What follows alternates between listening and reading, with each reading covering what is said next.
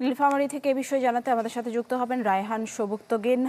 রায়হান সবুক্তগিন, যেটি জানতে চাই আসলে ইতোমধ্যে 4 জনকে গ্রেফতার করা হয়েছে, নতুন করে কাউকে অভিযুক্ত শনাক্ত করা হয়েছে কিনা এবং এই চক্রের মূল হোতা আসলে কারা সেটি শনাক্ত করা গেছে কিনা, আর অভিযুক্ত যারা ক্ষতিগ্রস্ত হয়েছে তাদেরকে কোনো ধরনের সহযোগিতা করা, ক্ষতিপূরণ দেওয়ার আশ্বাস দেওয়া হয়েছে কিনা সেই বিষয়টিও জানতে চাই।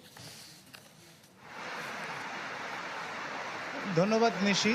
আসলে গত শুক্রবার রাতে যখন চ্যানেল 24-এ এই ভিসা চক্রের বিরুদ্ধে, এই ভিসা প্রতারক চক্রের বিরুদ্ধে যখন রিপোর্ট প্রচারিত হয় সার্চলাইটে, তারপর থেকে কিন্তু নীলফামারী একরকমের উত্তপ্ত হয়ে ওঠে। এটা ঠিক পুলিশ প্রশাসন বা শুধু প্রশাসন বা সাধারণ জনমনের প্রসঙ্গ নয়, সমগ্র নীলফামারী জুড়েই এটি খুব ভীষণভাবে আলোচিত হচ্ছিল যে এতদিন ধরে এরকম একটা প্রতারক চক্র কিভাবে কাজ করে চলছে।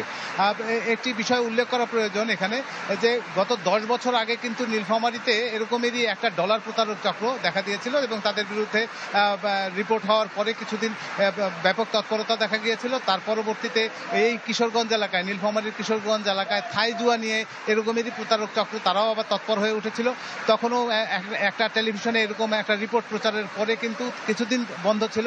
আবার কিছুদিনের মধ্যে এই থাই চক্রের আপদ যাবার পরেই দেখা গেল যে এখন ভিসা চক্রের এই প্রতারণা চক্র, অর্থাৎ দেখা যাচ্ছে যে শহর থেকে একটু দূরে গ্রামের মধ্যে থাকা যে সাধারণ মানুষ, তাদেরকে কোনো না কোনোভাবে এই প্রতারক চক্র ব্যবহার করে, তাদের কাছে অ্যাপ, নানা রকমের উচ্চ প্রযুক্তির জিনিসপত্র দিয়ে তাদেরকে প্রতারণার সঙ্গে যুক্ত করে। এবং যে জায়গাগুলোতে এই ঘটনাগুলো ঘটছে সেখানে কিন্তু পুরো গ্রাম জুড়ে একটা গ্রামের অধিকাংশ মানুষ যখন অংশগ্রহণ করে একটা প্রতারণা চক্রের সঙ্গে, তখন কিন্তু পরিস্থিতিটা ভয়াবহ হয়ে ওঠে। এই বিষয়গুলো যখন চ্যানেল 24-এর রিপোর্টে প্রচারিত হয়, মানুষের মনে সাধারণভাবে প্রশ্ন আসে যে প্রশাসন এতদিন কি করছিল, তারা কেন দেখেনি। এরই প্রেক্ষিতে গত শুক্রবারে নয়ন, আজকে যে মামলার 4 জন আসামি ধরা পড়েছে, যে মামলাটিতে নয়ন নামে একজন শরীয়তপুর, তার বাড়ির শরীয়তপুরের ডামুডায়, তাকে ঢাকা থেকে এখানকার ডিবি পুলিশ জনৈক জাকির হোসেন, তিনি ডিবির কর্মকর্তা, তিনি যোগাযোগ করে তাকে এখানে নিয়ে আসে শুক্রবার রাতে। 22 তারিখে মামলা রুজু করা হয়। মামলা রুজুর পরে তদন্ত করবার পরে 4 জন কাকে শুক্রবার ভোর রাতে 4 জন কাকে কিন্তু গ্রেপ্তার করা হয়। এবং যেটা আজকে পুলিশ প্রশাসন গোয়েন্দা শাখা, পুলিশ সুপারের যে কার্যালয়, সেখানে সংবাদ সম্মেলনের মাধ্যমে আমাদেরকে জানান যে তারা 4 জনকে অ্যারেস্ট করতে পেরেছেন। এই কাজে ব্যবহৃত, এই প্রতারণা চক্রের কাজে ব্যবহৃত সিম, মোবাইল এবং বাটন ফোন এইসব জব্দ করেছেন, জব্দের তালিকা বলেছেন এসব।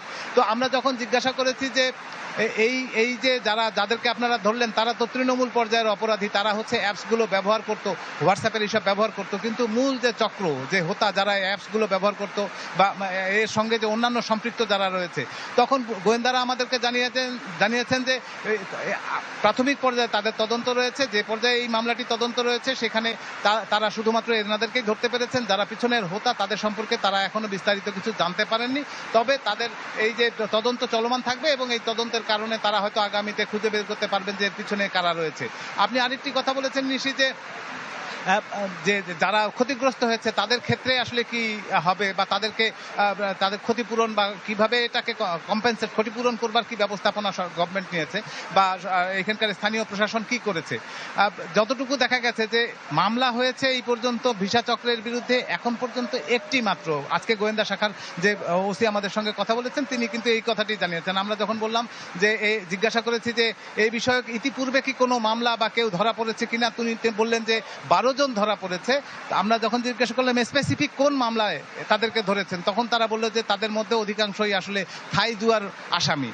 তো এই অবস্থা থেকে বোঝা যায় যে এই পর্যন্ত মাত্র 12 জন ধরা পড়েছে, তাদের মধ্যে অন্য মামলা ভিসা জুয়ারির, ভিসা প্রতারকদের মধ্যে আসলে মাত্র এই 4 জন, এর বাইরে আর কেউ নাই। ওনারাও তদন্তের কাজ কারবার আসলে এখন থেকেই শুরু করছেন। সামনে সবাই অপেক্ষায় যে কি হয়।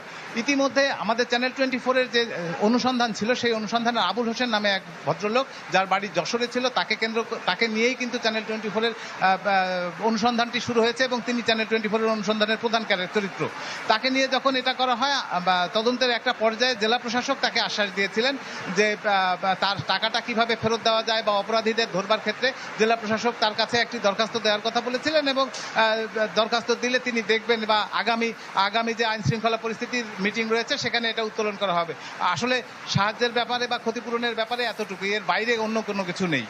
নিশি। ধন্যবাদ রায়হান সবুক্তগিন। নিশ্চয় পরবর্তীতে আরো বিস্তারিত খবর আপনার কাছ থেকে জানবো। দর্শক দেখছিলেন নীলফামারী থেকে আমাদেরকে সবশেষ খবর জানাচ্ছিলেন রায়হান সবুক্তগিন।